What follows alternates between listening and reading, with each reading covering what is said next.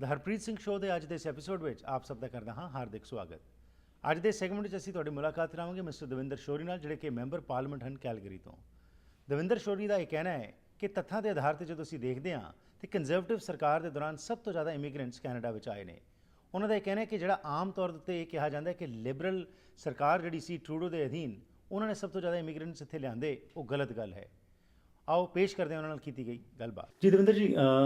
ਤੁਸੀਂ ਰਿਪਰੈਜ਼ੈਂਟ ਕਰਦੇ ਹੋ ਮਾਈਨੋਰਿਟੀ ਨੂੰ, ਤੇ 2 ਵਾਰੀ ਮੈਂਬਰ ਪਾਰਲੀਮੈਂਟ ਬਣ ਚੁੱਕੇ ਹੋ, ਕੰਜ਼ਰਵੇਟਿਵ ਪਾਰਟੀ ਨਾਲ ਤੁਸੀਂ ਜੁੜੇ ਹੋ। ਅੱਜ ਵੀ ਇਸ ਪਾਰਟੀ ਨੂੰ ਐਂਟੀ ਇਮੀਗ੍ਰੈਂਟ ਕਿਹਾ ਜਾਂਦਾ ਹੈਗਾ। ਕੀ ਤੁਹਾਡੀ ਪਾਲਿਸੀਜ਼ ਜਿਹੜੀਆਂ ਹੈਗੀਆਂ ਨੇ ਉਹ ਇਮੀਗ੍ਰੈਂਟਸ ਨੂੰ ਅਜੇ ਵੀ ਇਸ ਤਰ੍ਹਾਂ ਦੀਆਂ ਨੇ ਜਿਹੜੀਆਂ ਰੋਕ ਰਹੀਆਂ ਨੇ? ਨਹੀਂ, ਬਿਲਕੁਲ ਹਰਪ੍ਰੀਤ ਜੀ, ਤੁਹਾਡਾ ਕੁਐਸਚਨ ਹੈ ਜਿਹੜਾ ਬੜਾ ਅੱਛਾ ਕੁਐਸਚਨ ਹੈ। ਔਰ ਮੈਂ ਹੈਰਾਨ ਹੁੰਨਾ ਕਿ ਜਿਹੜੇ ਸਾਡੇ ਇਲੈਕਟਡ ਰਿਪਰੈਜ਼ੈਂਟੇਟਿਵ ਨੇ ਸਪੈਸੀਫਿਕਲੀ, ਕਿ ਉਹ ਕਿਉਂ ਮਿਸ ਇਨਫੋਰਮ ਕਰਦੇ ਹੈਗੇ ਜਿਹੜੇ ਕੈਨੇਡੀਅਨ ਨੂੰ, ਸਾਡੇ ਕੰਸਟੀਚੁਐਂਟਸ ਨੂੰ। ਮੈਂ ਗੱਲ ਜਿਹੜੀ ਅੱਜ ਤੁਹਾਡੇ ਨਾਲ ਕਰਾਂਗਾ ਸਾਰੀ based upon research and record ਕਰਾਂਗਾ। ਕਿ ਕੱਲ੍ਹ ਹੀ ਫਾਰ ਐਗਜ਼ਾਮਪਲ ਆਟਵਾ ਸਿਟੀਜ਼ਨ ਦੇ ਵਿੱਚ ਇੱਕ ਆਰਟੀਕਲ ਆਇਆ ਹੈਗਾ ਜਿਹਦੇ ਵਿੱਚ ਉਹਨਾਂ ਨੇ ਸਰਵੇ ਕੀਤਾ ਇਮੀਗ੍ਰੇਸ਼ਨ ਬਾਰੇ। ਉਹਨਾਂ ਨੇ ਦੱਸਿਆ ਕਿ 2010 ਦੇ ਵਿੱਚ ਕੈਨੇਡਾ ਦੇ ਵਿੱਚ 2,80,699 ਬੰਦਿਆਂ ਨੂੰ ਪਰਮਾਨੈਂਟ ਇਮੀਗ੍ਰੇਸ਼ਨ ਦਿੱਤੀ ਗਈ, ਜਿਹੜਾ ਕਿ ਪਿਛਲੇ 60 ਸਾਲ ਦਾ ਰਿਕਾਰਡ ਤੋੜਿਆ ਗਿਆ। ਠੀਕ ਹੈ। ਔਰ ਅਫਕੋਰਸ ਇਹ ਕੰਜ਼ਰਵੇਟਿਵ ਪਾਰਟੀ ਹੈ। ਜੇ ਤੁਸੀਂ ਮੈਨੂੰ ਅਲਾਓ ਕਰਾਂ ਤਾਂ ਮੇਰੇ ਕੋਲ ਕੁਝ ਡਾਟਾਜ਼ ਨੇ, ਕੁਝ ਪੇਪਰ ਨੇ, ਕਿਉਂਕਿ ਜਿਹੜੇ ਦੱਸਦੇ ਆ ਕਿ ਜਿਹੜੀਆਂ ਪੁਰਾਣੀਆਂ ਜਿਹੜੀਆਂ ਪਹਿਲੀ ਲਿਬਰਲ ਸਰਕਾਰ, ਫੈਡਰਲ ਸਰਕਾਰ ਸੀ, ਜੇ ਅਸੀਂ ਕੰਪੈਰੀਜ਼ਨ ਕਰਦੇ ਹਾਂ ਤਾਂ ਉਹਨਾਂ ਨੇ ਇਮੀਗ੍ਰੇਸ਼ਨ ਦੇ ਬਾਰੇ ਉਹਨਾਂ ਦੀ ਕੀ ਪਾਲਿਸੀ ਸੀ, ਸਾਡੀਆਂ ਕੀ ਪਾਲਿਸੀ ਸੀ। ਔਰ ਮੈਂ ਤੁਹਾਨੂੰ ਇਹ ਪ੍ਰੂਵ ਕਰ ਸਕਦਾ, ਮੈਂ ਤੁਹਾਡੇ ਜਿਹੜੇ ਤੁਹਾਡੇ ਦਰਸ਼ਕ ਨੇ ਉਹਨਾਂ ਨਾਲ ਇਹ ਗੱਲ ਸ਼ੇਅਰ ਕਰਨੀ ਚਾਹੁੰਦਾ ਕਿ ਸਮੇਂ-ਸਮੇਂ ਤੇ ਜਦੋਂ ਵੀ ਕੰਜ਼ਰਵੇਟਿਵ ਗਵਰਨਮੈਂਟ ਆਈ ਹੈ, ਇਮੀਗ੍ਰੇਸ਼ਨ ਦੇ ਨੰਬਰਸ ਵਧੇ ਨੇ ਜੀ। ਇਮੀਗ੍ਰੇਸ਼ਨ ਅਸੀਂ ਫਾਸਟ ਕਰਨ ਦੀ ਕੋਸ਼ਿਸ਼ ਕਰਦੇ ਆਂਗੇ ਹਮੇਸ਼ਾ। ਫਾਰ ਐਗਜ਼ਾਮਪਲ ਜੇ ਅਸੀਂ ਕੰਪੈਰੀਜ਼ਨ ਕਰੀਏ ਕਿ ਪਹਿਲੇ 5 ਸਾਲ ਜਿਹੜੇ ਲਿਬਰਲਸ ਦੇ ਸੀ ਜੀ, ਔਰ ਜਿਹੜੇ ਪਹਿਲੇ 5 ਸਾਲ ਸਾਡੇ 2006 ਤੋਂ ਲੈ ਕੇ ਪਹਿਲੇ 5 ਸਾਲ ਸਾਡੇ ਸੀ, ਤਾਂ ਉਹਦੇ ਵਿੱਚ ਜਿਹੜਾ ਇਮੀਗ੍ਰੇਸ਼ਨ ਦਾ ਲੈਵਲ ਹੈਗਾ 38% ਲਿਬਰਲਸ ਨੇ ਘਟਾਇਆ ਸੀ, ਜਦ ਕਿ ਅਸੀਂ 6% ਵਧਾਇਆ ਸੀ। ਨਾਟ ਓਨਲੀ ਦੈਟ, ਇੱਕ ਹੋਰ ਐਕਚੁਅਲੀ ਬੜੀ, ਕਿਉਂਕਿ ਤੁਸੀਂ ਗੱਲ ਕੀਤੀ ਹੈ ਕਿ ਅਸੀਂ ਦੋਨੋਂ ਹੀ ਇਮੀਗ੍ਰੈਂਟ ਹਾਂ, ਬੜੇ ਲੋਕ ਇੱਥੇ, this is how I say actually, right, ਕਿ Canada is built by immigrant. Absolutely. Immigration ਹੈ ਜਿਹੜੀ ਕੈਨੇਡਾ ਦੀ ਜ਼ਰੂਰਤ ਵੀ ਹੈ, ਔਰ ਇਸ ਨੂੰ ਇਹਨਾਂ ਨੇ ਇੰਪੋਰਟੈਂਸ ਵੀ ਦਿੱਤੀ ਹੈ ਸਮੇਂ ਸਮੇਂ। ਪਰ ਕੀ ਹੈ ਕਿ ਡਿਊਰਿੰਗ ਰਿਸੈਸ਼ਨ ਫਾਰ ਐਗਜ਼ਾਮਪਲ ਅਸੀਂ ਗੱਲ ਕਰਦੇ ਹਾਂ, ਰਿਸੈਸ਼ਨ ਦੇ ਦੌਰਾਨ ਹਰਪ੍ਰੀਤ ਜੀ ਬਾਕੀ ਜਿਹੜੇ ਕੁਝ ਕੰਟਰੀਜ਼ ਨੇ, ਇੰਗਲੈਂਡ ਵਗੈਰਾ ਨੇ, ਆਸਟ੍ਰੇਲੀਆ ਵਗੈਰਾ ਨੇ, ਉਹਨਾਂ ਨੇ ਆਪਣੇ ਟਾਰਗੇਟ ਰਿਡਿਊਸ ਕੀਤੇ। ਠੀਕ। ਕੈਨੇਡਾ ਹੀ ਇੱਕ ਬਾਅਦ ਕੰਟਰੀ ਸੀ ਜਿਹਨੇ ਆਪਣੇ ਟਾਰਗੇਟਸ ਰਿਡਿਊਸ ਨਹੀਂ ਕੀਤੇ, ਔਰ ਉਸ ਰਿਸੈਸ਼ਨ ਦੇ ਦੌਰਾਨ ਛੱਡ ਕੇ 2010 ਦੇ ਵਿੱਚ ਪਿਛਲੇ 60 ਸਾਲ ਦਾ ਰਿਕਾਰਡ ਤੋੜਿਆ। ਓਕੇ। ਤੇ ਅਸੀਂ ਜਦੋਂ ਗੱਲ ਕਰਦੇ ਇਮੀਗ੍ਰੈਂਟਸ ਦੀ, ਇਮੀਗ੍ਰੇਸ਼ਨ ਦੀ, ਲਿਬਰਲ ਪਾਰਟੀ ਦੇ ਦੌਰਾਨ ਫਾਰ ਐਗਜ਼ਾਮਪਲ ਉਹਨਾਂ ਨੇ ਲੈਂਡਿੰਗ ਫੀਸ ਸਾਡੀ ਵਧਾਈ, $975 ਕੀਤੀ, ਔਰ ਸਾਡੀ ਕੰਜ਼ਰਵੇਟਿਵ ਗਵਰਨਮੈਂਟ ਨੇ ਉਹਨੂੰ ਹੈਫ ਤੇ ਲਿਆਂਦਾ ਤਕਰੀਬਨ। ਬੈਕਲੌਗ ਜਿਹੜਾ ਸੀਗਾ, ਕਿੰਨਾ ਬੈਕਲੌਗ ਬੈਲੂਨ ਹੋਇਆ ਸੀਗਾ ਲਿਬਰਲ ਗਵਰਨਮੈਂਟ ਦੇ ਦੌਰਾਨ। ਔਰ ਜਿਹੜੇ ਪਾਲਿਸੀਜ਼ ਵਟ ਵੀ ਬਿਲੀਵ ਇਨ ਐਜ਼ ਕੰਜ਼ਰਵੇਟਿਵ ਗਵਰਨਮੈਂਟ, ਕਿ ਜਿਹੜੀ ਇਮੀਗ੍ਰੇਸ਼ਨ ਹੈ ਇਹ ਫਾਸਟ ਹੋਣੀ ਚਾਹੀਦੀ ਹੈ, ਐਫੀਸ਼ੀਐਂਟ ਹੋਣੀ ਚਾਹੀਦੀ ਹੈ, ਐਂਡ ਆਫ ਕੋਰਸ ਕੰਟਰੀਬਿਊਟਰੀ ਹੋਣੀ ਚਾਹੀਦੀ ਹੈ। ਠੀਕ ਹੈ। ਜਿਹੜਾ ਕੈਨੇਡੀਅਨ ਇਕੋਨਮੀ ਨੂੰ, ਕਿਉਂਕਿ ਏਜਿੰਗ ਪਾਪੂਲੇਸ਼ਨ ਹੁਣ ਆ ਗਈ ਹੈ ਸਾਡੇ ਕੋਲ, ਜਿਹੜਾ ਬੇਬੀ ਬੂਮਰਸ ਟਾਈਮ ਖਤਮ ਹੋ ਚੁੱਕਿਆ ਜੀ। ਸਾਨੂੰ ਆਉਣ ਵਾਲੇ ਸਮਿਆਂ ਦੇ ਵਿੱਚ ਜਿਹੜੇ ਸਾਡੇ ਸੋਸ਼ਲ ਪ੍ਰੋਗਰਾਮਸ ਨੇ ਉਹਨਾਂ ਨੂੰ ਜਿਉਂਦੇ ਰੱਖਣਾ, ਉਹਨਾਂ ਨੂੰ ਕਾਇਮ ਰੱਖਣਾ ਬਾਕੀ ਆਉਣ ਵਾਲੀ ਜਨਰੇਸ਼ਨ ਲਈ ਬਹੁਤ ਜ਼ਰੂਰੀ ਹੈ। ਠੀਕ ਹੈ। ਸੋ ਉਹਨੂੰ ਮੱਦੇ ਨਜ਼ਰ ਰੱਖਦੇ ਹੋਏ ਜਦੋਂ ਅਸੀਂ ਨੰਬਰ ਦੀ ਗੱਲ ਕਰਦੇ ਹਾਂ, ਮੈਂ ਸੈਟਲਮੈਂਟ ਫੰਡਿੰਗ ਦੀ ਇੱਕ ਹੋਰ ਐਗਜ਼ਾਮਪਲ ਦਿੰਦਾ ਕਿ 13 ਸਾਲ ਲਗਾਤਾਰ ਲਿਬਰਲ ਪਾਰਟੀ ਦੀ ਸਰਕਾਰ ਰਹੀ ਜੀ। 13 ਦੇ 13 ਸਾਲ ਹੀ ਉਹ ਜਿਹੜੀ ਸੈਟਲਮੈਂਟ ਫੰਡਿੰਗ ਹੈ ਫਰੀਜ਼ ਰਹੀ ਹੈ। ਅਸੀਂ ਆਨ ਦੇ ਪਹਿਲੇ 6 ਸਾਲ ਦੇ ਵਿੱਚ ਹੀ, 4-5 ਸਾਲ ਦੇ ਵਿੱਚ ਐਕਚੁਅਲੀ ਉਸ ਨੂੰ ਟ੍ਰਿਪਲ ਕਰਤਾ, ਕਿਉਂਕਿ ਸਮਝਦੇ ਆ ਕਿ ਜਿਹੜੇ ਨਵੇਂ ਇਮੀਗ੍ਰੈਂਟਸ ਆਉਂਦੇ ਆ ਉਹਨਾਂ ਦੀ ਸੈਟਲਮੈਂਟ ਜ਼ਰੂਰੀ ਆ, ਉਹਨਾਂ ਦੀ ਇੰਟੀਗ੍ਰੇਸ਼ਨ ਜ਼ਰੂਰੀ ਹੈ। ਇੰਟੀਗ੍ਰੇਸ਼ਨ ਵਾਸਤੇ ਵੀ ਦੇ ਪ੍ਰੀ ਈਵਨ ਅਰਾਈਵਲ ਜਿਹੜੇ ਫੋਰਨ ਕੰਟਰੀ ਦੇ ਜਿੱਥੇ, ਉੱਥੇ ਉਹਨਾਂ ਨੂੰ ਸੈਮੀਨਾਰਸ ਵਗੈਰਾ, ਉੱਥੇ ਮਟੀਰੀਅਲ ਵਗੈਰਾ, ਕਿਉਂਕਿ ਮੈਂ ਖੁਦ ਇਮੀਗ੍ਰੈਂਟ ਹੋਣ ਦੇ ਨਾਤੇ ਇੰਟੀਗ੍ਰੇਸ਼ਨ ਦਾ ਜਿਹੜਾ ਇਸ਼ੂ ਹੈ ਉਸ ਦੇ ਥਰੂ ਗਿਆਗਾ, ਕਿਉਂਕਿ ਮੈਂ ਆਪਣੀ ਜਿਹੜੀ ਫੋਰਨ ਕ੍ਰੈਡੈਂਸ਼ੀਅਲ, ਮੇਰੀ ਆਪਣੀ ਐਜੂਕੇਸ਼ਨ ਸੀ ਉਹਦੇ ਥਰੂ ਗਿਆ। So we are trying to make it better and convenient and easy, clear pathways, with clear pathways. So ਇਸ ਤਰ੍ਹਾਂ, ਸੋ ਇਹ ਕਹਿਣਾ ਕਿ ਜਿਹੜੀ ਕੰਜ਼ਰਵੇਟਿਵ ਪਾਰਟੀ ਹੈ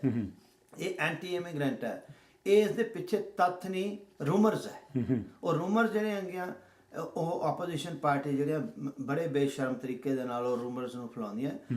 ਹਾਲਾਂਕਿ ਉਹਨਾਂ ਕੋਲੇ ਕੋਈ ਤੱਥ ਨਹੀਂ। ਔਰ ਜਿਹੜੀਆਂ ਮੈਂ ਤੁਹਾਨੂੰ ਅੱਜ ਗੱਲ ਕਰ ਰਿਹਾ ਇਸ ਤਰ੍ਹਾਂ, ਜੇ ਫਾਰ ਐਗਜ਼ਾਮਪਲ ਦਿਖਾ ਰਿਹਾ ਕਿ ਤੁਹਾਨੂੰ ਇਹ ਦੱਸ ਰਿਹਾ ਕਿ ਜੇ ਅਸੀਂ ਪਹਿਲੇ 5 ਸਾਲ ਦੀ ਗੱਲ ਕਰਦੇ ਹਾਂ ਤੇ ਉਸ ਤੋਂ ਬਾਅਦ ਇੱਦਾਂ ਹੀ ਜਿਹੜਾ ਫੈਮਿਲੀ ਕਲਾਸ ਇਮੀਗ੍ਰੇਸ਼ਨ ਕਰਦੇ ਹਾਂ ਕਿ ਕੰਜ਼ਰਵੇਟਿਵ ਵਿੱਚ ਪੇਰੈਂਟਸ ਗ੍ਰੈਂਡ ਪੇਰੈਂਟਸ ਦੀ ਕੀ ਗੱਲ ਕਰਦੇ ਹਾਂ।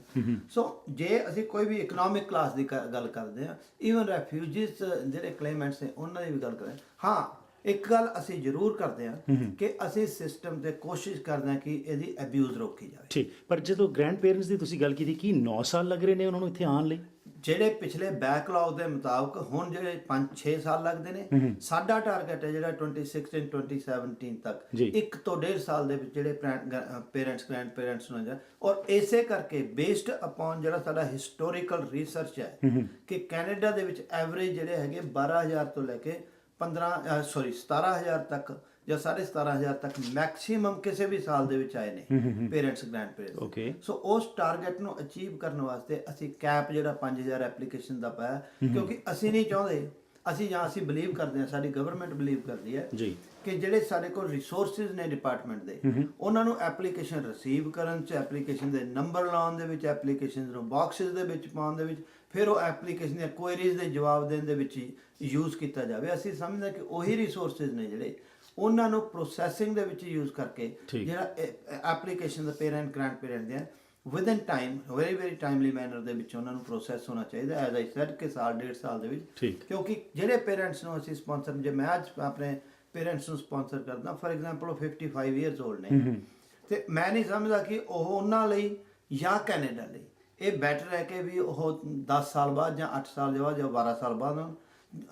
ਬਜਾਏ ਕਿ ਉਹ 1 ਜਾਂ 1.5 ਸਾਲ ਦੇ ਵਿੱਚ। ਰਾਈਟ, ਸੋ ਰੀਅਲਿਸਟਿਕ ਅਪਰੋਚ ਤੋਂ ਅਸੀਂ ਕਹਿ ਰਹੇ ਹੋ ਕਿ ਅਸੀਂ ਅਡਾਪਟ ਕਰ ਰਹੇ ਹੈਗੇ। ਐਬਸੋਲੂਟਲੀ। ਅੱਛਾ, ਇੱਕ ਜਿਹੜਾ ਇਹ ਕਿਹਾ ਜਾਂਦਾ ਹੈ ਕਿ ਜੀ ਟਰੂਡੋ ਦੇ ਸਮੇਂ ਇਮੀਗ੍ਰੇਸ਼ਨ ਜਿਹੜੀ ਹੈਗੀ ਹੈ ਉਹ ਬਹੁਤ ਖੁੱਲੀ ਹੈਗੀ ਸੀ, ਉਹਦੇ ਬਾਰੇ ਸਾਨੂੰ ਦੱਸੋ ਕਿ ਕੀ ਤੱਥ ਕੀ ਦੱਸਦੇ ਨੇ? ਅਗੇਨ ਕੀ ਹੈ ਕਿ ਵੀ ਟਰੂਡੋ ਸਾਹਿਬ ਦੇ ਖੁੱਲੀ ਸੀ, ਪਰ ਟਰੂਡੋ ਸਾਹਿਬ ਨੇ ਹੀ 72 ਦੇ ਵਿੱਚ ਤੁਹਾਨੂੰ ਨਾਲ ਸ਼ੇਅਰ ਕਰਦਾ ਹਾਂ, ਤੁਸੀਂ ਪਹਿਲੇ ਬੰਦੇ ਹੋ ਕਿ 72 ਦੇ ਵਿੱਚ ਟਰੂਡੋ ਸਾਹਿਬ ਦੇ ਹੁੰਦੇ ਇੱਕ ਉਹਨਾਂ ਨੇ ਰੈਗੂਲੇਸ਼ਨ ਪਾਸ ਕੀਤਾ ਸੀ, ਰਾਤ ਨੂੰ 12 ਵਜੇ ਤੱਕ ਮੇਰੇ ਖਿਆਲ ਡਿਬੇਟ ਹੋਈ ਸੀ, ਕਿ ਜਿਹਦੇ ਅੰਡਰ ਉਹਨਾਂ ਨੇ ਜਿਹੜੇ ਪਹਿਲਾਂ 72 ਦੇ ਉਦੋਂ ਕਾਨੂੰਨ ਸੀ ਇੱਥੇ ਕਿ ਤੁਸੀਂ ਇਮੀਗ੍ਰੇਟ ਜਿਹੜੇ ਵਿਜ਼ਿਟਰ ਆ ਰਹੇ ਹੋ ਤੁਸੀਂ ਇੱਥੋਂ ਵਿਦਨ ਕੈਨੇਡਾ ਇਮੀਗ੍ਰੇਸ਼ਨ ਲਈ ਅਪਲਾਈ ਕਰਦੇ ਹੋ, ਉਹ ਉਹਨਾਂ ਨੇ ਚੇਂਜ ਕੀਤਾ ਸੀ, and that was challenged in the court also, ਜਿਹਦੇ ਅੰਡਰ ਕੁਝ ਜਿਹੜੇ ਪੁਰਾਣੇ ਪਹਿਲਾਂ ਲੋਕ ਸੀ ਉਹਨੂੰ ਬੈਨੀਫਿਟ ਹੋਇਆ ਸੀ। I am doing my research, right, ਤਾਂ ਉਹ ਆਉਣ ਵਾਲੇ ਸਮੇਂ ਦੇ ਵਿੱਚ ਜ਼ਿਆਦਾ ਉਹਦੇ ਬਾਰੇ ਸ਼ੇਅਰ ਕੀਤੀ ਜਾਊਗੀ। ਅਗੇਨ ਕੀ ਹੈ ਕਿ ਵੀ ਜਿਹੜੀ ਆਪਾਂ ਅੱਜ ਗੱਲ ਕਰ ਰਹੇ ਹਾਂ, ਮੈਂ ਇੱਕ ਚੈਲੰਜ ਕਰਦਾ ਕਿ ਰੈਕਡ ਅਸੀਂ ਪੜ੍ਹੀ ਲਿਖੀ ਕਮਿਊਨਿਟੀ ਹਾਂ, ਸਾਰੇ ਬਾਕੀ ਦੇਖ ਤੁਹਾਡੇ ਦਰਸ਼ਕ ਵੀ ਤੇ ਜਿਹੜੇ ਕ੍ਰਿਟਿਕ ਵੀ ਹੋਣਗੇ ਉਹ ਵੀ ਦੇਖ ਰਹੇ ਹੋਣਗੇ, ਤੇ ਰਿਸਰਚ ਬੇਸ ਤੇ ਸਾਨੂੰ ਨੰਬਰ CIC ਜਿਹੜੇ www.cic ਦੀ ਵੈਬਸਾਈਟ ਤੇ ਜਾ ਕੇ ਤੁਸੀਂ ਇਹ ਨੰਬਰਸ ਦੀ ਰਿਸਰਚ ਕਰਤਾ ਜਿਹੜੇ ਆਪਾਂ ਅੱਜ ਗੱਲ ਕਰਦੇ ਹਾਂ। ਸੋ ਇਹ ਹਕੀਕਤ ਇਹ ਹੈ ਕਿ ਜਿਹੜਾ ਇਮੀਗ੍ਰੇਸ਼ਨ ਹੈਗੀ ਉਹ ਕੰਜ਼ਰਵੇਟਿਵ ਦੇ ਹੁੰਦੇ ਜ਼ਿਆਦਾ ਇਮੀਗ੍ਰੈਂਟਸ ਆਏ ਨੇ, ਔਰ ਕਿਉਂਕਿ ਵੀ ਅੰਡਰਸਟੈਂਡ ਕਿ ਜਿਹੜੀ ਇਕਨੋਮੀ ਹੈ ਜਿਹੜੀ ਸਾਰੀ ਉਹਨੂੰ ਮੂਵ ਕਰਨ ਲਈ ਜਿਹੜੇ ਇਮੀਗ੍ਰੈਂਟਸ ਹੈ ਉਹਨਾਂ ਦੀ ਬੜੀ ਵੱਡੀ ਕੰਟਰੀਬਿਊਸ਼ਨ।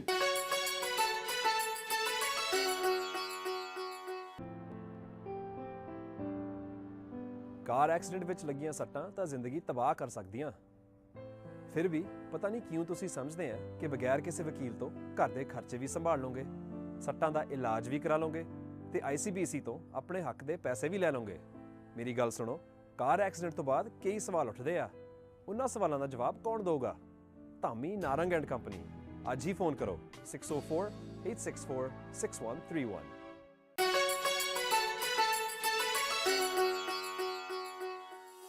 ਥੋੜੀ ਗੱਲਬਾਤ ਕਰੀਏ ਜੀ C24 ਦੀ, ਜਿਹੜਾ ਕਿ ਕਿਹਾ ਜਾ ਰਿਹਾ ਇੱਕ ਬੜਾ ਡ੍ਰੈਕੋਨੀਅਨ ਲਾਅ ਜਿਹੜਾ ਹੈ ਤੁਹਾਡੀ ਸਰਕਾਰ ਪਾਸ ਕਰਨਾ ਚਾਹੁੰਦੀ, ਇਸ ਸੰਬੰਧ ਸਾਨੂੰ ਵਿਸਥਾਰ ਵਿੱਚ ਦੱਸੋ ਇਹ ਕੀ ਹੈਗਾ? ਹਰਪ੍ਰੀਤ ਜੀ, ਬੜਾ ਹੀ ਅਫਸੋਸ ਹੁੰਦਾ ਮੈਨੂੰ ਜਦੋਂ ਤੁਸੀਂ ਵੀ ਸ਼ਬਦ ਜਿਹੜਾ ਯੂਜ਼ ਕੀਤਾ ਕਿ ਡ੍ਰੈਕੋਨੀਅਨ ਜੀ, ਕਿਉਂਕਿ ਹਕੀਕਤ ਇਹ ਹੈ ਕਿ ਜਿੰਨੇ ਵੀ ਅਸੀਂ ਰਿਪਰੈਜ਼ੈਂਟੇਟਿਵ ਹਾਂ, ਜਿੰਨੇ ਵੀ ਮੀਡੀਆ ਵਾਲੇ ਆ ਸਾਨੂੰ, ਔਰ ਜਿਹੜੇ ਗੁੱਡ ਕੈਨੇਡੀਅਨ ਸੀ ਕਹਿੰਦੇ ਆ ਸਾਡੇ ਰਿਸਪੌਂਸਿਬਲ ਕੈਨੇਡੀਅਨ ਹੈ, ਮੈਂ ਸਮਝਦਾ ਕਿ ਸਾਡੀ ਸਾਰਿਆਂ ਦੀ ਇੱਕ ਰਿਸਪੌਂਸਿਬਿਲਿਟੀ ਬਣਦੀ ਹੈ ਕਿ ਜਿਹੜਾ ਸਾਡੇ ਮਿਸਗਾਈਡਡ ਕੈਨੇਡੀਅਨਸ ਨੇ ਉਹਨਾਂ ਨੂੰ ਇੱਕ ਮੈਸੇਜ ਪਹੁੰਚਾਉਣਾ ਕਿ Canada is a peaceful country, we are peace loving people and we are law abiding people. ਸਾਨੂੰ ਜਿਹੜਾ ਹੈਗਾ ਉਹਦੇ ਜਿਹੜਾ ਤੁਸੀਂ C24 ਦੀ ਗੱਲ ਕਰਦੇ ਹੋ, ਕਿਉਂਕਿ ਉਹ ਮੈਂ ਪੇਸ਼ ਕੀਤਾ ਸੀ ਪ੍ਰਾਈਵੇਟ ਮੈਂਬਰ ਬਿੱਲ ਸ਼ੁਰੂ ਦੇ ਵਿੱਚ, ਜਿਹੜਾ ਅਨਫੋਰਚੂਨੇਟਲੀ ਅਫੀਸ਼ੀਅਲ ਆਪੋਜੀਸ਼ਨ ਹੈ ਉਹਨਾਂ ਨੇ ਸਟਾਲ ਕੀਤਾ, ਔਰ ਮੈਨੂੰ ਇਹ ਕਹਿੰਦੇ ਹੋਏ ਹੁੰਦੇ ਕਿ ਬੜੀ ਬੇਸ਼ਰਮੀ ਦੇ ਨਾਲ ਅਫਵਾਹਾਂ ਉਡਾ ਰਹੇ ਨੇ ਕਿ ਇਸ ਬਿੱਲ ਦਾ ਜਿਹੜਾ ਇਫੈਕਟ ਹੈ ਇਮੀਗ੍ਰੈਂਟਸ ਤੇ ਹੋਏਗਾ, ਉਹਨਾਂ ਦੇ ਬੱਚਿਆਂ ਤੇ ਹੋਏਗਾ, ਜਦ ਕਿ ਇਸ ਬਿੱਲ ਦੇ ਅੰਡਰ ਜੀ ਬੜਾ ਹੀ ਸਿੰਪਲ ਹੈ ਕਿ ਤੁਸੀਂ ਕਨਵਿਕਟਡ ਟੈਰਰਿਸਟ ਹੋ ਫॉर ਵਾਇਲੈਂਸ ਟੈਰਰਿਜ਼ਮ 5 ਸਾਲ ਦੀ ਤੁਹਾਨੂੰ ਘੱਟੋ ਘੱਟ ਸਜ਼ਾ ਹੋਈ ਹੋਵੇ, ਜਾਂ ਤੁਸੀਂ ਕੋਈ ਐਸਪੀਨਾਜ ਜਾਂ ਟ੍ਰੀਜਨ ਦੇ ਵਿੱਚ ਕਨਵਿਕਟ ਹੋਏ ਹੋ। ਜੀ ਸਾਡੇ ਆਪਣੇ ਮੁਲਕ ਕੈਨੇਡਾ ਦੇ ਜਿਹੜੇ ਸਾਡੇ ਸੀਕ੍ਰੇਟਸ ਨੇ ਉਹਨਾਂ ਨੂੰ ਤੁਸੀਂ ਸੈਲ ਕਰੋ ਕਿਸੇ ਨੂੰ, ਜਾਂ ਸਾਡੀਆਂ ਜਿਹੜੀਆਂ ਕੈਨੇਡੀਅਨ ਫੋਰਸਿਸ ਨੇ ਉਹਨਾਂ ਨੂੰ ਅਟੈਕ ਕਰੋ। ਬੇਸਿਕਲੀ ਕਿ ਜਿਹੜੀ ਕੈਨੇਡੀਅਨ ਸੋਵਰੇਨਟੀ ਹੈ ਰਾਈਟ, ਉਹਦੇ ਲਈ ਤੁਸੀਂ ਡਿਸਲੋਇਲਟੀ ਸ਼ੋ ਕਰੋ, ਕਿਉਂਕਿ ਕੈਨੇਡੀਅਨ ਵੈਲਿਊਜ਼ ਜਦੋਂ ਅਸੀਂ ਕਸਮ ਖਾਂਦੇ ਹਾਂ, ਜਦੋਂ ਅਸੀਂ ਸਿਟੀਜ਼ਨ ਬਣਦੇ ਹਾਂ ਤਾਂ ਅਸੀਂ ਲੋਇਲ ਰਹਿਣ ਦੇ ਕੈਨੇਡਾ ਦੇ ਲਈ ਲੋਇਲਟੀ ਅਸੀਂ ਆਪਣੀ ਉਹਦੀ ਕਸਮ ਖਾਂਦੇ ਹਾਂ। ਸੋ ਜੇ ਤੁਸੀਂ ਉਸ ਲੋਇਲਟੀ ਨੂੰ ਤੋੜਦੇ ਹੋ ਤਾਂ ਤੁਹਾਡੀ ਜਿਹੜੀ ਸਿਟੀਜ਼ਨਸ਼ਿਪ ਰਿਵੋਕ ਕਰਨ ਦਾ ਤੁਹਾਨੂੰ ਰੱਖਣ ਦਾ ਕੋਈ ਹੱਕ ਨਹੀਂ ਹੈ, ਤੇ ਗਵਰਨਮੈਂਟ ਨੂੰ ਰਾਈਟ ਹੈ ਕਿ ਉਹ ਤੁਹਾਡੀ ਸਿਟੀਜ਼ਨਸ਼ਿਪ ਰਿਵੋਕ ਕਰ ਦੇ। ਪਰ ਅਫਵਾਹਾਂ ਕੀ ਉਡਾਏ ਜਾ ਰਹੇ, ਅਗੇਨ ਬੇਸ਼ਰਮੀ ਵਾਲੀ ਗੱਲ ਹੈ ਕਿ ਤੁਸੀਂ ਆਈ ਵੋਂਟ ਸੇ ਝੂਠ ਪਰ ਮਿਸਰੈਪ੍ਰੈਜ਼ੈਂਟ ਫੈਕਟਸ ਨੂੰ ਇਸ ਤਰ੍ਹਾਂ ਕਰ ਰਹੇ ਹੋ ਕਿ ਜੇ ਤੁਸੀਂ ਕੋਈ ਡਰਿੰਕਿੰਗ ਡਰਾਈਵਿੰਗ ਚ ਫॉर ਐਗਜ਼ਾਮਪਲ ਫਸ ਗਏ ਤਾਂ ਤੁਹਾਡੀ ਸਿਟੀਜ਼ਨਸ਼ਿਪ ਰਿਵੋਕ ਹੋ ਜੀ। Absolutely nonsense, right. ਕਿਉਂਕਿ ਸਾਨੂੰ ਔਰ ਹੋਰ ਕਹਿ ਰਹੇ ਆ ਕਿ ਜੇ ਕਿਸੇ ਦੀ ਸਿਟੀਜ਼ਨਸ਼ਿਪ ਰਿਵੋਕ ਹੋ ਜਾਂਦੀ ਹੈ ਤਾਂ ਉਹਨਾਂ ਦੇ ਬੱਚਿਆਂ ਨੂੰ ਵੀ ਵਾਪਸ ਜਾਣਾ ਪਊਗਾ, which is absolutely ridiculous in my view, right. ਕਿ ਇਹ ਸਾਨੂੰ ਬੀਇੰਗ ਇਲੈਕਟਡ ਰਿਪਰੈਜ਼ੈਂਟੇਟਿਵ ਸਾਨੂੰ ਇਸ ਕਿਸਮ ਦੀਆਂ ਅਫਵਾਹਾਂ ਤੋਂ ਦੂਰ ਰਹਿਣਾ ਚਾਹੀਦਾ। ਮੈਂ ਰਿਕੁਐਸਟ ਕਰਦਾ ਉਹਨਾਂ ਨੂੰ, ਔਰ ਮੈਂ ਤੁਹਾਡੇ ਦਰਸ਼ਕਾਂ ਨੂੰ ਬਾਕੀਆਂ ਨੂੰ ਵੀ ਕਹਿਣਾ ਕਿ ਕਮਿਊਨਿਟੀਜ਼ ਨੂੰ ਇੱਕ ਟਾਊਨ ਹਾਲ ਮੀਟਿੰਗ ਵਗੈਰਾ ਰੱਖਣੀ ਚਾਹੀਦੀ ਹੈ। ਸਾਡੇ ਮੇਰੇ ਆਪਣੇ ਆਫਿਸ ਦਾ ਫੋਨ ਨੰਬਰ 4032910018 ਹੈ, ਤੇ ਤੁਸੀਂ ਕੁਝ ਵੀ ਆਰਗੇਨਾਈਜ਼ ਕਰੋ C24 ਤੇ, I will love to come, right, ਤਾਂ ਕਿ ਫੇਸ ਟੂ ਫੇਸ ਆਪਣੀ ਗੱਲ ਹੋ ਸਕੇ ਔਰ ਕਮਿਊਨਿਟੀਜ਼ ਨੂੰ ਕੈਨੇਡੀਅਨਸ ਨੂੰ ਪਤਾ ਲੱਗੇ ਕਿ ਐਕਚੁਅਲੀ ਬਿੱਲ ਕੀ ਹੈ, ਰਾਈਟ। ਪਰ ਹੁਣ ਉਹਦੇ 'ਚ ਉਹੀ ਗੱਲ ਹੈ ਦਵਿੰਦਰ ਜੀ ਕਿ ਜਿਸ ਤਰ੍ਹਾਂ ਆਪੋਜੀਸ਼ਨ ਇਹ ਕਲੇਮ ਕਰ ਰਹੀ ਹੈ it's N attack on the fundamental rights of the citizens, ਤੇ ਇਹਦੇ ਵਿੱਚ ਡਿਊ ਪ੍ਰੋਸੈਸ ਹੋਏਗਾ, ਲਾਅ ਇਨਵੋਲਵਡ ਹੋਏਗਾ, ਜਾਂ ਇੱਕ ਪੁਲਿਸ ਅਫਸਰ ਕੋਲ ਇੰਨੇ ਅਧਿਕਾਰ ਹੋ ਜਾਣਗੇ ਜਿਸ ਤਰ੍ਹਾਂ ਕਿਹਾ ਜਾ ਰਿਹਾ ਕਿ ਉਹ ਜੋ ਮਰਜ਼ੀ ਕਰ ਲੈਣ? ਪਹਿਲੇ ਦੋਨੇ ਤਿੰਨਾਂ ਗੱਲਾਂ ਦਾ ਜਵਾਬ ਹੈ ਕਿ ਪਹਿਲੀ ਗੱਲ ਤਾਂ ਜਦੋਂ ਅਸੀਂ ਕਹਿੰਦੇ ਇਸ ਤੇ fundamental attack, what are we talking about Harpreet ji? ਅਸੀਂ 99.9% ਜਿਹੜੇ ਪੀਸ ਲਵਿੰਗ ਕੈਨੇਡੀਅਨਸ ਆ ਉਹਨਾਂ ਬਾਰੇ ਕੋਈ ਨਹੀਂ ਗੱਲ ਕਰ ਰਹੇ ਜੀ। ਅਸੀਂ 0.9.9 ਉਹ ਇੱਕ ਬੜਾ ਹੀ ਫ੍ਰਿਕਸ਼ਨ ਹੈ ਜਿਹੜੇ ਕਿ ਟੈਰਰਿਜ਼ਮ ਦੇ ਵਿੱਚ ਇਨਵੋਲਵ ਹੁੰਦੇ ਆ, ਕਨਵਿਕਟ ਹੁੰਦੇ ਆ, ਚਾਰਜ ਹੋਣ ਤੋਂ ਬਾਅਦ ਕਨਵਿਕਟ ਹੁੰਦੇ ਆ, ਸਜ਼ਾ ਹੁੰਦੀ ਹੈ, ਔਰ ਜਿਹੜੇ intentionally and willingly innocent people ਜਿਹੜੇ ਲੋਕ ਨੇ ਸਾਡੇ ਉਹਨਾਂ ਨੂੰ ਮਾਰਦੇ ਨੇ, ਉਹਨਾਂ ਦੇ ਅਸੀਂ ਗੱਲ ਕਰਦੇ ਹਾਂ। I can't believe ਕਿ we being a Canadian responsible Canadian ਅਸੀਂ ਕਿੰਨਾ ਨੂੰ ਪ੍ਰੋਟੈਕਟ ਕਰਨ ਦੀ ਕੋਸ਼ਿਸ਼ ਕਰ ਰਹੇ ਹਾਂਗੇ, ਰਾਈਟ। ਸੋ ਉਹ ਇੱਕ ਗੱਲ ਤੁਸੀਂ ਪ੍ਰੋਸੈਸ ਦੀ ਗੱਲ ਕੀਤੀ, it's also again absolute nonsense to say ਕਿ ਦੇयर इज नो ਪ੍ਰੋਸੈਸ। ਕੋਈ ਵੀ ਜਿਹੜਾ ਪਹਿਲੀ ਗੱਲ ਤਾਂ ਇਨੀਸ਼ੀਏਟ ਜਦੋਂ ਹੋਣਾ, ਇਹ ਮਿਨਿਸਟਰ ਦੀ ਮਿਨਿਸਟਰ ਮੀਨ ਡਿਪਾਰਟਮੈਂਟ ਦੀ ਰਿਸਪੌਂਸਿਬਿਲਿਟੀ ਹੈ ਕਿ ਉਹ ਲਿਖਤ ਦੇ ਵਿੱਚ ਭੇਜਣ ਕਿ ਤੁਸੀਂ ਇਸ ਕੰਮ ਦੇ ਵਿੱਚ ਇਨਵੋਲਵ ਹੋਏ ਹੋ, ਸਾਨੂੰ ਇਸ ਗੱਲ ਦਾ ਪਤਾ ਹੈ, ਤਾਂ ਇਸ ਕਰਕੇ ਕਿਉਂ ਨਾ ਤੁਹਾਡੀ ਜਿਹੜੀ ਸਿਟੀਜ਼ਨਸ਼ਿਪ ਰੱਦ ਕੀਤੀ ਜਾਵੇ, ਰਾਈਟ। ਉਸ ਦੇ ਵਿੱਚ ਤੁਸੀਂ ਆਪਣਾ ਉਹਦਾ ਜਵਾਬ ਦੇ ਸਕਦੇ ਹੋ। ਜਵਾਬ ਦੇਣ ਤੋਂ ਬਾਅਦ ਜਿਹੜਾ ਹੈਗਾ ਉਹਦੇ ਵਿੱਚ ਫੈਡਰਲ ਕੋਰਟ ਇਨਵੋਲਵ ਹੈ, ਉਹਦੀ ਫੈਡਰਲ ਕੋਰਟ ਦੀ ਅਪੀਲ ਇਨਵੋਲਵ ਹੈ, ਉਹਦੇ ਵਿੱਚ supreme court of Canada involve ਹੈ, ਰਾਈਟ। ਸੋ ਇਹ ਕਹਿਣਾ ਕਿ ਇਹਦੇ 'ਚ ਕੋਈ ਪ੍ਰੋਸੈਸ ਨਹੀਂ ਹੋਇਆ, ਇਹ ਐਬਸੋਲੂਟ ਮਿਸਰੈਪ੍ਰੈਜ਼ੈਂਟੇਸ਼ਨ ਹੈਗੀ ਅਗੇਨ ਫੈਕਟਸ ਦੀ, ਔਰ ਇਹ ਅਫਵਾਹਾਂ ਜਿਹੜਾ ਹੈਗਾ ਮੈਂ ਸਮਝਦਾ ਕਿਸੇ ਪੋਲੀਟੀਕਲ ਮਨਸੂਬੇ ਦੇ ਨਾਲ ਜਿਹੜੇ ਇਸ ਨੂੰ ਪ੍ਰਮੋਟ ਕਰਨ ਦੀ ਕੋਸ਼ਿਸ਼ ਕੀਤੀ ਜਾ ਰਹੀ ਹੈ। ਔਰ ਇਸੇ ਕਰਕੇ ਹਰਪ੍ਰੀਤ ਜੀ ਮੈਂ ਅੱਜ ਤੁਹਾਡੇ ਸਾਹਮਣੇ ਰੂਬਰੂ ਤੁਹਾਡੇ ਜਿਹੜਾ ਪੇਸ਼ ਹੋਇਆਗਾ ਕਿ ਜਿਹੜੇ ਤੱਥ ਨੇ ਉਹਨਾਂ ਨੂੰ ਤੁਹਾਡੇ ਦਰਸ਼ਕਾਂ ਨੇ ਸਾਂਝਾ ਕੀਤਾ ਜਾਵੇ। ਅੱਛਾ, ਸਾਈਬਰ ਕ੍ਰਾਈਮ ਵੱਧ ਰਿਹਾ ਜੀ ਬੜਾ, ਤੇ ਉਹਦੇ ਉੱਤੇ ਵੀ ਹੁਣ ਆਪੋਜੀਸ਼ਨ ਵੱਲੋਂ ਜੋ ਕਿਹਾ ਜਾ ਰਿਹਾ ਜੀ ਸਰਕਾਰ ਤੁਹਾਡੇ ਤੇ ਨਜ਼ਰ ਰੱਖੇਗੀ, ਤੁਹਾਡੀ ਹਰ ਇੱਕ ਈਮੇਲ ਦੇ ਉੱਤੇ, ਇਹਦੇ ਸੰਬੰਧ ਵਿੱਚ ਥੋੜਾ ਦੱਸੋ ਜਿਹੜਾ ਸਾਈਬਰ ਕ੍ਰਾਈਮ ਦਾ ਕੀ ਹੈਗਾ? ਅਗੇਨ ਕੀ ਹੈ ਕਿ ਇਹ ਜਿਹੜਾ ਫੀਅਰ ਫੈਕਟਰ ਪੈਦਾ ਕਰਨਾ, ਡਰਾਉਣਾ ਲੋਕਾਂ ਨੂੰ, ਮੈਂ ਸਮਝਦਾ ਇਹ ਜਿਹੜੀ ਪਾਲਿਸੀ ਆਪੋਜੀਸ਼ਨ ਪਾਰਟੀਜ਼ ਦੀ ਹੈਗੀ, I don't think it will be healthy for Canada or Canadians in the days and months and years to come, ਕਿਉਂਕਿ ਸਾਨੂੰ ਸਾਰਿਆਂ ਨੂੰ ਰਿਸਪੌਂਸਿਬਲ ਹੋ ਕੇ ਅੱਜ ਜੋ ਵਰਲਡ ਦੇ ਵਿੱਚ ਇਹ ਜਿਹੜਾ ਕੈਨੇਡਾ ਇੱਕ ਆਈਸੋਲੇਟਡ ਆਈਲੈਂਡ ਤਾਂ ਹੈ ਨਹੀਂ, Canada is part of the globe, ਅਸੀਂ ਸਾਰੇ ਇੱਕ ਗਲੋਬਲ ਵਿਲੇਜ ਬਣ ਕੇ ਰਹਿ ਗਏ ਹਾਂ, ਤਾਂ ਉਹਦੇ ਵਿੱਚ ਜੋ ਐਕਟੀਵਿਟੀਜ਼ ਕਿਤੇ ਹੁੰਦੀਆਂ ਨਥਿੰਗ ਇਜ਼ ਫਾਰ ਅਵੇ ਜੀ।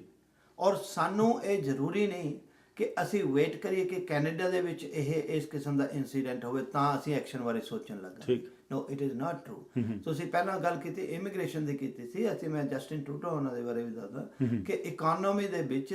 G7 ਦੇ ਵਿੱਚ ਜਿਹੜਾ ਹੈਗਾ ਸਾਡਾ ਕੰਟਰੀ ਹੈਗਾ ਪਿਛਲੇ ਸਾਰੇ ਰਿਸੈਸ਼ਨ ਦੇ ਥਰੂ ਲੀਡ ਕਰ ਰਿਹਾ ਔਰ ਅਜੇ ਵੀ ਕਰ ਰਿਹਾ ਔਰ ਹਰ ਤਰ੍ਹਾਂ ਦੀਆਂ ਜਿਹੜੀਆਂ ਰਿਪੋਰਟਸ ਹੈ ਸਾਨੂੰ ਇਕਨੋਮੀ ਦੇ ਵਿੱਚ ਸਾਡਾ ਜਿਹੜੇ ਪ੍ਰਾਈਮ ਮਿਨਿਸਟਰ ਸਟੀਵਨ ਹਾਰਪਰ ਨੇ ਉਹਨਾਂ ਦੀ ਲੀਡਰਸ਼ਿਪ ਨੂੰ ਰੈਕੋਗਨਾਈਜ਼ ਕਰਦੀਆਂ ਉਸ ਦੇ ਅਗੇਂਸਟ ਉਸ ਦੇ ਕੰਪੈਰੀਜ਼ਨ ਦੇ ਵਿੱਚ ਜਸਟਿਨ ਸਾਹਿਬ ਨੇ ਟਰੂਡੋ ਸਾਹਿਬ ਨੇ ਉਹਨਾਂ ਨੇ ਕਿਹਾ ਕਿ ਬੈਲੈਂਸ ਆਪਣੇ ਆਪ ਹੀ ਬਜਟ ਆਪਣੇ ਆਪ ਹੀ ਬੈਲੈਂਸ ਹੋ ਜਾਂਦੇ ਨੇ ਇਸ ਕਰਕੇ ਕੋਈ ਇਹਦੇ ਬਾਰੇ ਸੋਚਣ ਦੀ ਜ਼ਿਆਦਾ ਜ਼ਰੂਰਤ ਨਹੀਂ ਰਾਈਟ ਸੋ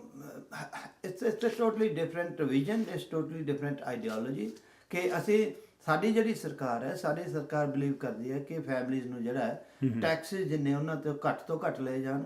ਉਹ ਲੈ ਜਾਏ ਸੋਸ਼ਲ ਪ੍ਰੋਗਰਾਮ ਚੱਲਦੇ ਰਹਿਣੇ ਚਾਹੀਦੇ ਆ ਪਰ ਅਬਿਊਜ਼ ਨਹੀਂ ਹੋਣੇ ਚਾਹੀਦੇ ਸੋ ਟੈਕਸਿਸ ਦੇ ਅਸੀਂ ਟੈਕਸਿਸ ਦੀ ਗੱਲ ਕਰਦੇ ਹਾਂ ਤਾਂ ਅਗੇਨ ਇਟਸ ਔਨ ਰੈਕਡ ਜੀ ਹਰਪ੍ਰੀਤ ਜੀ ਕਿ ਤੁਸੀਂ ਰਿਸਰਚ ਕਰੋ ਤਾਂ ਅੱਜ ਜਿਹੜਾ ਕੈਨੇਡੀਅਨ ਫੈਮਿਲੀ ਐਵਰੇਜ ਫੈਮਿਲੀ ਹੈ ਉਹ 3000 ਜਾਂ $3,3200 ਘੱਟ ਪੇ ਕਰ ਰਹੀ ਹੈ ਟੈਕਸਿਸ ਔਰ ਜਿਹੜਾ ਸਾਡੇ ਕਾਰਪੋਰੇਟ ਟੈਕਸਿਸ ਨੇ ਕਾਰਪੋਰੇਟ ਟੈਕਸਿਸ ਅਸੀਂ ਘਟਾ ਕੇ G7 ਕੰਟਰੀ ਦੇ ਵਿੱਚ ਸਾਰਿਆਂ ਤੋਂ ਘੱਟ ਕਰਤੇ ਨੇ ਬੈਨੀਫਿਟ ਉਹਦਾ ਕੀ ਹੋਇਆ ਫॉर ਐਗਜ਼ਾਮਪਲ ਕਿ ਆ ਤੁਹਾਡਾ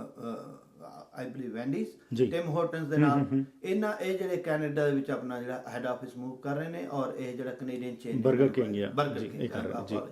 ਇਹਦੇ ਵਿੱਚ ਜਿਹੜੀ ਇਮੀਗ੍ਰੇਸ਼ਨ ਟ੍ਰੈਂਡਸ ਜਿਹੜੇ ਤੁਸੀਂ ਕਿਹਾ ਕਿ ਵਧੇ ਹੈਗੇ ਨੇ ਤੁਹਾਡੀ ਸਰਕਾਰ ਦੇ ਅਧੀਨ ਥੋੜਾ ਜਿਹਾ ਸਾਨੂੰ ਨੰਬਰਸ ਜਿਹੜੇ ਨੇ ਉਹ ਜ਼ਰੂਰ ਦੱਸੋ ਕਿ ਫੈਮਿਲੀ ਇਮੀਗ੍ਰੇਸ਼ਨ ਦੀ ਜਿੱਥੇ ਗੱਲ ਕਰਨੇ ਆ ਲਿਬਰਲਸ ਨੇ ਕੱਟ ਕੀਤੀ ਫੈਮਿਲੀ ਇਮੀਗ੍ਰੇਸ਼ਨ ਉਹਦੇ ਵਿੱਚ ਕਿੰਨਾ ਕੁ ਇਹ ਰੈਕਡ ਜਿਹੜਾ ਹੈ ਉਹ ਦੱਸਦਾ ਹੈ ਇਹ ਜਿਹੜੇ ਪਹਿਲੇ 5 ਸਾਲ ਦੀ ਮੈਂ ਗੱਲ ਕਰ ਰਿਹਾ ਤੁਹਾਡੇ ਲਿਬਰਲ ਦੇ ਤੇ ਕੰਜ਼ਰਵੇਟਿਵ ਗਵਰਨਮੈਂਟ ਦੇ ਪਹਿਲੇ 5 ਸਾਲ ਦੀ ਜਿਹੜੀ 93 ਤੋਂ ਲੈ ਕੇ 98 ਦੇ ਵਿੱਚ ਜਿਹੜੀ ਲੇਟੈਸਟ ਸਰਕਾਰ ਸੀ ਲਿਬਰਲ 38% ਉਹਨੇ ਰਿਡਿਊਸ ਕੀਤੀ ਅੱਛਾ ਫੈਮਿਲੀ ਇਮੀਗ੍ਰੇਸ਼ਨ ਓਕੇ ਤੇ ਕੰਜ਼ਰਵੇਟਿਵ ਦੇ ਵਿੱਚ ਅਸੀਂ 8% ਕੀਤੀ ਠੀਕ ਹੈ ਫਿਰ ਕੀ ਹੈ ਕਿ ਜੇ ਅਸੀਂ ਫੈਮਿਲੀ ਕਾਸ ਇਮੀਗ੍ਰੇਸ਼ਨ ਦੀ ਗੱਲ ਕਰਦੇ ਹਾਂ ਤਾਂ ਲਿਬਰਲ ਸਰਕਾਰ ਦੀ ਜਿਹੜੀ 2000 ਤੋਂ ਲੈ ਕੇ 2005 ਤੱਕ ਜੀ ਇਹਨਾਂ ਦੇ ਆਏ ਸੀ 60,224 ਓਕੇ ਔਰ ਸਾਡੇ ਜਿਹੜੇ 2006 ਤੋਂ 2010 ਤੱਕ ਜਿਹੜੇ ਕੰਜ਼ਰਵੇਟਿਵ ਗਵਰਨਮੈਂਟ ਦੇ ਅੰਡਰ ਆਏ ਸੀ 63,476 ਓਕੇ ਸੋ ਤੁਸੀਂ ਰੁਝਾਨ ਦੇਖ ਰਹੇ ਹੋ ਮੈਂ ਜੇ ਤੁਹਾਡੇ ਨਾਲ ਇਹ ਸਾਰੀਆਂ ਜਾਵਾਂ ਸਪਾਊਸਸ ਚਿਲਡਰਨ ਮੇਰੇ ਕੋਲੇ ਸਾਰੇ ਜਿਹੜੇ ਸਪਾਊਸਸ ਚਿਲਡਰਨ ਦੀ ਗੱਲ ਕਰਦੇ ਆ ਜੀ ਕਿ ਕੰਜ਼ਰਵੇਟਿਵ ਦੇ ਦੌਰਾਨ ਰੈੱਡ ਦੇਖ ਰਹੇ ਹੋ ਤਾਂ ਇਹ ਲਿਬਰਲਸ ਜੀ ਬਲੂ ਹੈ ਜਿਹੜਾ ਕੰਜ਼ਰਵੇਟਿਵ ਹੈ ਇਸੇ ਤਰੀਕੇ ਜਿਹੜੇ ਜੇ ਅਸੀਂ ਨੰਬਰਸ ਦੀ ਗੱਲ ਕਰਦੇ ਹਾਂ ਨੰਬਰ ਜਿਹੜੇ ਲਿਬਰਲ ਦੇ ਪਹਿਲੇ 5 ਸਾਲ ਦੇ ਦੌਰਾਨ ਆਪ ਲਿਬਰਲ ਦੇ ਐਕਚੁਅਲੀ 13 ਸਾਲ ਦੇ ਦੌਰਾਨ ਐਵਰੇਜ ਸੀ ਜਿਹੜੀ 39,935 ਸਾਡੇ ਜਿਹੜਾ ਕੰਜ਼ਰਵੇਟਿਵ ਗਵਰਨਮੈਂਟ ਦੇ ਅੰਡਰ 46,960 ਸੋ ਇਹ ਜਿਹੜਾ ਇਹ ਤੁਸੀਂ ਇੱਥੇ ਨੋਟ ਕਰ ਰਹੇ ਹੋਵੋਗੇ ਕਿ ਇਹਦਾ ਸੋਰਸ ਜਿਹੜਾ ਹੈ www.cic.gc. ਸੋ ਇਹ ਪਬਲਿਕ ਰੈਕਡ ਤੇ ਗੱਲਾਂ ਨੇ ਕੋਈ ਇਟਸ ਨਾਟ ਜਸਟ ਹੇਅਰਸੇ ਨਾਟ ਕਿ ਵੀ ਅਸੀਂ ਆਪ ਕ੍ਰੀਏਟ ਕੀਤੇ ਹੈ ਡਾਕੂਮੈਂਟ ਕੋਈ ਵੀ ਬੰਦਾ CIC ਦੀ ਵੈਬਸਾਈਟ ਤੇ ਜਾ ਕੇ ਇਹਨਾਂ ਨੂੰ ਵੈਰੀਫਾਈ ਕਰ ਸਕਦੇ ਆ ਰਾਈਟ ਸੋ ਇਹ ਜਿਹੜਾ ਜਦੋਂ ਤੁਸੀਂ ਗ੍ਰੈਂਡ ਪੇਰੈਂਟਸ ਦੀ ਗੱਲ ਕਰਦੇ ਸੀ ਤਾਂ ਐਵਰੇਜ ਜਿਹੜੀ ਆਈ ਹੈਗੀ ਉਹ 17,000 ਮੈਕਸਿਮਮ 17,500 ਤੱਕ ਦੀ ਆਈ ਹੈਗੀ ਇਸੇ ਕਰਕੇ ਉਹਨਾਂ ਨੂੰ ਕੈਪ ਕਰਕੇ ਉਹਨਾਂ ਨੂੰ ਟਾਈਮਲੀ ਮੈਨਰ ਦੇ ਵਿੱਚ ਪ੍ਰੋਸੈਸ ਕਰਨਾ ਬਹੁਤ ਹੀ ਜ਼ਰੂਰੀ ਸਮਝਿਆ ਜਾਂਦਾ ਕਿ ਵੀ 1.5 ਸਾਲ ਦੇ ਵਿੱਚ ਸਾਲ ਦੇ ਵਿੱਚ ਕਰੋ ਨਾ ਕਿ ਉਹਨਾਂ ਨੂੰ 8 10 12 ਸਾਲ ਕਰੋ ਮੈਂ ਸਮਝਦਾ ਕਿ ਇਸ ਤੇ ਮੈਟਰ ਆਫ ਗੁੱਡ ਮੈਨੇਜਮੈਂਟ ਕਿ ਤੁਸੀਂ ਉਸ ਨੂੰ ਕਿਸ ਤਰ੍ਹਾਂ ਮੈਨੇਜ ਕਰਨਾ ਹੈ ਤੁਸੀਂ ਐਪਲੀਕੇਸ਼ਨ ਲੈ ਕੇ 8 ਸਾਲ ਜਾਂ 10 ਸਾਲ ਵੇਟ ਕਰਾਉਣੀ ਹੈ ਕਿ ਤੁਸੀਂ ਐਪਲੀਕੇਸ਼ਨ ਲੈ ਕੇ ਉਹਦੀ ਸਾਲ 1.5 ਸਾਲ ਦੇ ਵਿੱਚ ਪ੍ਰੋਸੈਸ ਕਰਕੇ ਉਹਨਾਂ ਨੂੰ ਇੱਥੇ ਲਿਆਉਣਾ ਐਂਡ ਫਾਈਨਲੀ ਕਿਉਂਕਿ ਹੁਣ ਬਜਟ ਜਿਹੜਾ ਤੁਹਾਡਾ ਹੈਗਾ ਉਸ ਦੇ ਬਾਰੇ ਵੀ ਬੈਲੈਂਸ ਬਜਟ ਦੀ ਗੱਲ ਕੀਤੀ ਜਾ ਰਹੀ ਹੈ ਆਉਣ ਵਾਲੇ ਸਮੇਂ ਦੇ ਵਿੱਚ ਆਮ ਜਨਤਾ ਕੀ ਐਕਸਪੈਕਟ ਕਰ ਸਕਦੀ ਹੈ ਉਹਨਾਂ ਨੂੰ ਇਸ ਬੈਲੈਂਸ ਬਜਟ ਦਾ ਕੀ ਫਾਇਦਾ ਹੋ ਸਕਦਾ ਹੈ ਐਕਸਪੈਕਟ ਕਰਨ ਦੇ ਨਾਲ ਹਰਪ੍ਰੀਤ ਜੀ ਸਾਰਿਆਂ ਤੋਂ ਪਹਿਲਾਂ ਤਾਂ ਜਨਤਾ ਨੂੰ ਇਹ ਦੇਖਣਾ ਚਾਹੀਦਾ ਕਿ ਜਿਹੜੇ ਕੰਜ਼ਰਵੇਟਿਵ ਗਵਰਨਮੈਂਟ ਨੇ ਕੰਜ਼ਰਵੇਟਿਵ ਪਾਰਟੀ ਨੇ ਪ੍ਰੋਮਿਸਿਸ ਕੀਤੇ ਸੀ ਇਲੈਕਸ਼ਨ ਦੇ ਦੌਰਾਨ ਕੀ ਅਸੀਂ ਉਹਨਾਂ ਨੂੰ ਪੂਰੇ ਕੀਤਾ ਕਿ ਨਹੀਂ ਕੀਤਾ ਨੰਬਰ 1 ਜੀ ਨੰਬਰ 2 ਕੀ ਦੇਖਣਾ ਚਾਹੀਦਾ ਕਿ ਅਸੀਂ ਜਿਹੜਾ ਹੈ ਬੈਲੈਂਸ ਬਜਟ ਦਾ ਹੀ ਅਸੀਂ ਇੱਕ ਪ੍ਰੋਮਿਸ ਕੀਤਾ ਸਾਡੇ ਜਿਹੜੀ ਥਰੋਨ ਸਪੀਚ ਹੈ ਜਿਹੜੀਆਂ ਹੁੰਦੀਆਂ ਉਹਨਾਂ ਦੇ ਵਿੱਚ ਕੀਤਾ ਸੀ ਕਿ 2015 ਦੇ ਵਿੱਚ ਅਸੀਂ ਬਜਟ ਜਿਹੜਾ ਬੈਲੈਂਸ ਕਰ ਦਾਂਗੇ ਠੀਕ ਹੈ ਤਾਂ ਮੈਨੂੰ ਹੁਣ ਬਹੁਤ ਉਮੀਦ ਹੈ ਕਿ ਅਸੀਂ ਜਿਹੜਾ ਅਗਲੇ ਸਾਲ ਬਜਟ ਬੈਲੈਂਸ ਕਰਾਂਗੇ ਔਰ ਜਿਸ ਤਰ੍ਹਾਂ ਸਾਡੇ ਪ੍ਰਾਈਮ ਮਿਨਿਸਟਰ ਸਟੀਵਨ ਹਾਰਪਰ ਸਾਹਿਬ ਨੇ ਕਿਹਾ ਹੈਗਾ ਬਾਰ-ਬਾਰ ਕਿਹਾ ਪਿੱਛੇ ਕਿਉਂਕਿ ਹੁਣ ਜਦੋਂ ਬੈਲੈਂਸ ਬਜਟ ਹੋ ਰਿਹਾ ਤਾਂ ਕੁਝ ਜਿਹੜੀਆਂ ਆਪੋਜੀਸ਼ਨ ਪਾਰਟੀਆਂ ਹੈ ਉਹ ਇਸ ਕਿਸਮ ਦੀਆਂ ਤਜਵੀਜ਼ਾਂ ਦੇ ਰਹੇ ਨੇ ਕਿ ਵੀ ਜਿਸ ਤਰ੍ਹਾਂ ਪੈਸੇ ਨੂੰ ਬਲੋ ਕਰ ਦਿਓ ਜੀ ਪਰ ਪ੍ਰਾਈਮ ਮਿਨਿਸਟਰ ਸਟੀਵਨ ਹਾਰਪਰ ਨੇ ਕਿਹਾ ਕਿ ਵੀ ਔਰ ਸਾਡੇ ਜਿਹੜਾ ਫਾਈਨੈਂਸ ਮਿਨਿਸਟਰ ਜੋ ਓਲੀਵਰ ਨੇ ਕਿਹਾ ਵੀ ਸਾਰਿਆਂ ਨੂੰ ਪਹਿਲੀ ਪ੍ਰਾਇੋਰਟੀ ਜਿਹੜਾ ਫੈਮਿਲੀਜ਼ ਜਿਹਨੂੰ ਕੈਨੇਡੀਅਨਸ ਨੂੰ ਦਿੱਤੀ ਹੈ ਕਿ how can we lower the taxes for individual ਤਾਂ ਕਿ ਜਿਹੜੇ ਤੁਹਾਡੇ ਪੈਸੇ ਤੁਹਾਡੀ ਜੇਬ ਜਿੰਨੇ ਵਧਣ ਉਨੀ ਤੁਸੀਂ ਆਪਣੀ ਮਰਜ਼ੀ ਦੇ ਨਾਲ ਉਹਨਾਂ ਨੂੰ ਆਪਣੇ ਬੱਚਿਆਂ ਤੇ ਆਪਣੀ ਫੈਮਿਲੀ ਤੇ ਆਪਣੀ ਬੈਟਰ ਨੂੰ ਲਾਈਫ ਨੂੰ ਬੈਟਰ ਕਰਨ ਤੇ ਇਨਵੈਸਟ ਕਰ ਸਕੋ so that is our focus thank you very much for your time ji it was a pleasure having you thank you ਨਹੀਂ ਬਹੁਤ ਸ਼ੁਕਰੀਆ ਤੁਹਾਡਾ ਹਰਪ੍ਰੀਤ ਜੀ ਐਂਡ ਬਹੁਤ ਅੱਛਾ ਲੱਗਿਆ ਔਰ ਤੁਹਾਡੇ ਦਰਸ਼ਕਾਂ ਨੂੰ ਵੀ ਉਮੀਦ ਹੈ ਕਿ ਇਹ ਜਿਹੜਾ ਫੈਕਟਸ ਐਂਡ ਫਿਗਰਸ ਤੋਂ ਕੁਝ ਇਨਫੋਰਮੇਸ਼ਨ ਮਿਲੀ ਹੋਏਗੀ ਤੇ ਆਉਣ ਵਾਲੇ ਸਮੇਂ ਦੇ ਵਿੱਚ ਵੀ ਐਜ਼ ਆਈ ਸੈਡ ਕੇ ਵੀ ਦਰਸ਼ਨ ਕਰਦੇ ਰਹਾਂਗੇ।